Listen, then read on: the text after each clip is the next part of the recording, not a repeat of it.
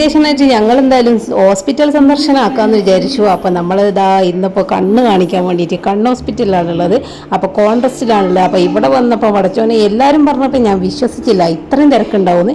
അപ്പോൾ ഒരുപാട് ആൾക്കാരുണ്ട് ഗൈസ്. നമ്മൾ വെയിറ്റ് ചെയ്ത് ഒരുപാട് സമയം അങ്ങനെ പോയി. രാവിലെ വന്നിട്ട് നമ്മൾ വൈകുന്നേരം 5:30-6 മണിക്കാണ് തിരിച്ചിറങ്ങുന്നത് ഹോസ്പിറ്റലിൽ നിന്ന്. എന്തായാലും ഇന്നത്തെ ദിവസം ഫുള്ളും പോയി. ഫുള്ള് ഇവിടെ തന്നെ ആവുന്നത് ഉറപ്പായ സ്ഥിതിക്ക് ഇനി നമുക്ക് എന്തെങ്കിലുമൊക്കെ കഴിക്കാമെന്ന് വിചാരിച്ചിട്ട് ചെറുകടിയും ലിച്ചിൻ്റെ ജ്യൂസൊക്കെ വാങ്ങി. അത് കഴിഞ്ഞപ്പോഴത്തേക്ക് ഉച്ചക്കൊരു സമയമായി. അങ്ങനെ ഉച്ചക്ക് നമ്മൾ ഫുഡൊക്കെ കഴിച്ചു.